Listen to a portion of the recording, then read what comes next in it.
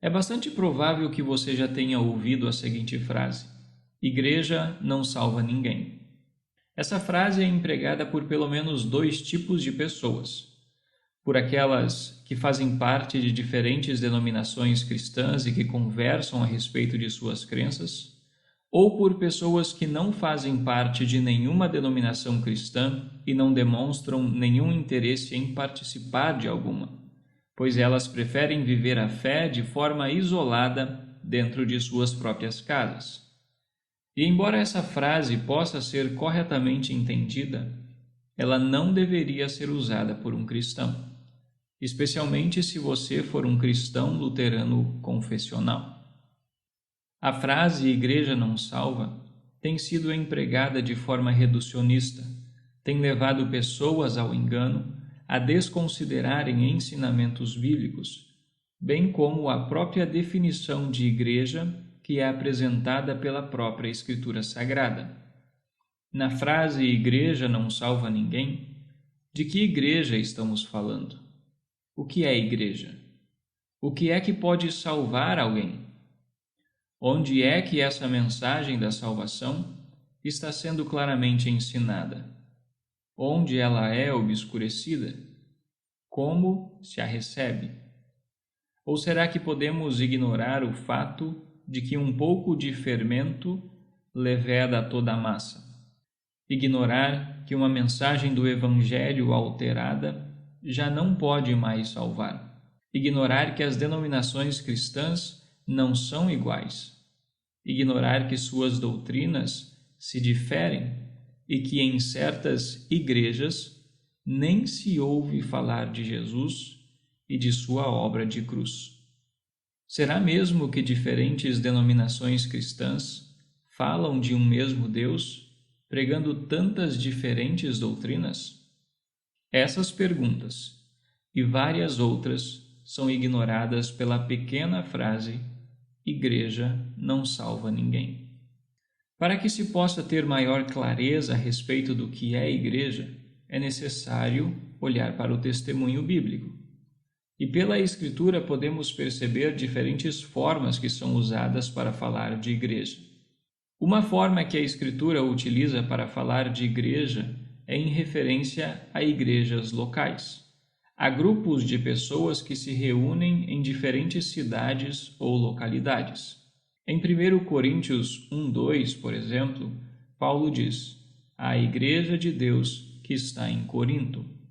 Em Atos 8:1, Lucas registra: "Naquele dia teve início uma grande perseguição contra a igreja em Jerusalém". Embora essas igrejas estivessem em diferentes localidades, elas possuíam um mesmo ensinamento, um mesmo conjunto de doutrinas. Essas doutrinas, por vezes, sofriam ameaças de falsos pregadores ou de falsos cristãos que congregavam nessas mesmas igrejas. Portanto, quando a Escritura fala de igrejas locais, isso diz respeito a pessoas que se reúnem numa mesma localidade, independentemente se todos eram ou não verdadeiros cristãos. A apologia da confissão luterana destaca, e nos decretos diz uma glosa que a igreja, em sentido lato, abrange bons e maus. Também que os maus estão na igreja apenas nominalmente, não realmente. Os bons, entretanto, real e nominalmente. Lembrando que bons não diz respeito a uma perfeição de vida, mas a uma verdadeira fé que se agarra em Cristo Jesus e em sua obra de cruz. Uma outra forma que a Escritura utiliza para falar de igreja diz respeito à Igreja Católica, universal ou invisível. Para alguns pode soar estranho o uso do termo católica. Embora esse termo seja utilizado pela denominação católica romana, historicamente esse termo diz respeito a todos aqueles de todos os tempos e de todos os lugares nos quais o Espírito Santo operou a fé salvadora. Esses fazem parte da Igreja Católica, fazem parte do corpo de Cristo Jesus mediante a verdadeira fé. Portanto, quando luteranos falam a respeito de igreja, eles sempre estão preocupados em falar da igreja, que é o corpo de Cristo. E fora dessa igreja, que é o corpo de Cristo, não há possibilidade de salvação. Todos aqueles que possuem a fé verdadeira fazem parte dessa igreja. E esses congregam nas mais diferentes denominações cristãs em diferentes localidades, juntamente com outras pessoas. Algumas dessas pessoas, aquelas que não possuem a verdadeira fé em Jesus, não fazem parte da Igreja invisível, universal ou católica, por mais que seus nomes estejam nos livros de registro de determinada denominação, por mais que participem regularmente dos cultos e dos benefícios ali oferecidos. Portanto, como já salientado, para ser inserido na Igreja de Cristo Jesus, é necessária a verdadeira fé que é gerada pelo Espírito Santo. É uma dádiva divina.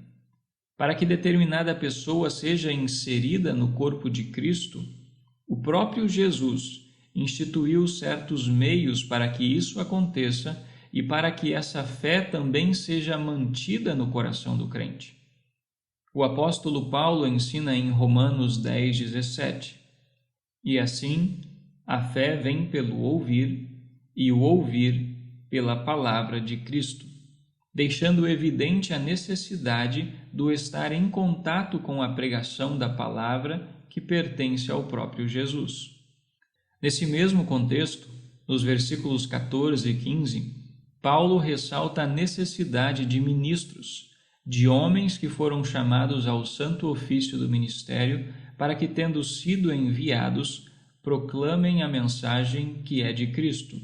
Caso contrário, a fé não poderá ser gerada.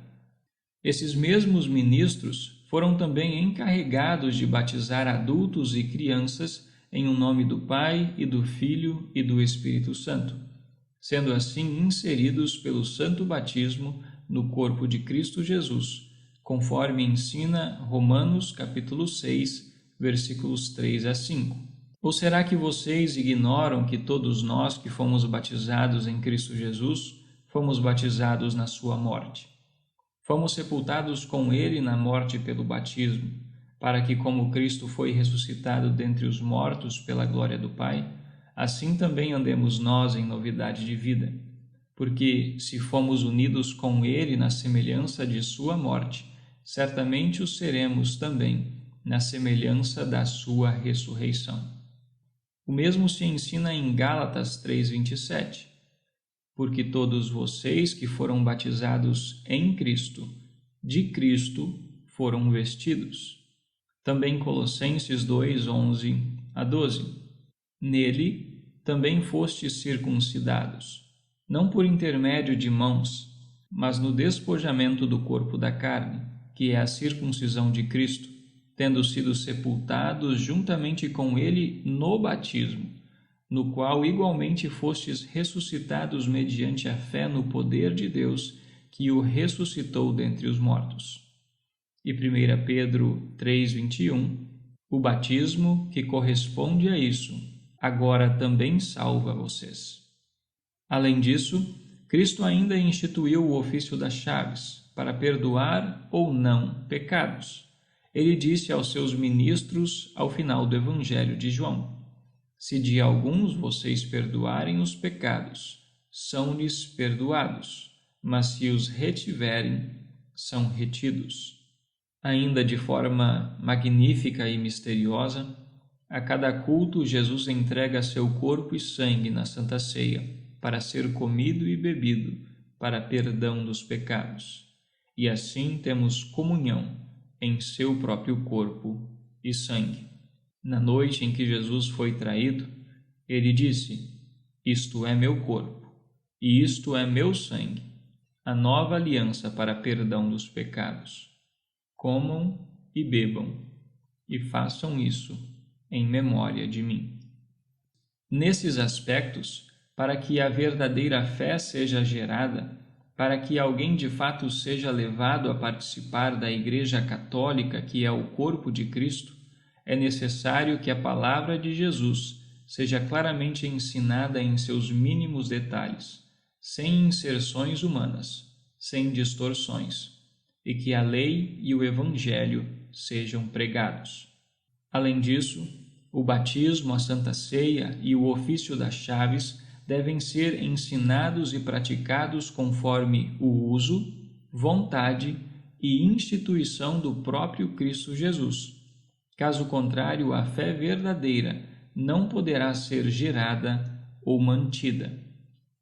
Portanto, diante de tudo isso, precisamos muita cautela em querer maquiar as diferenças que existem entre diferentes denominações cristãs. Não é tudo igual.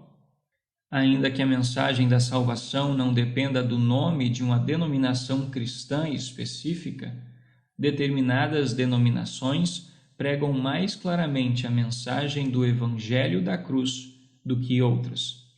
Administram e creem no batismo, na Santa Ceia e no ofício das chaves conforme a vontade de Cristo Jesus, enquanto que em outras denominações essas sagradas instituições de Jesus são colocadas em segundo plano ou anuladas pela razão humana, pela falta de fé nas palavras e promessas do próprio Cristo Jesus, o Senhor da Igreja.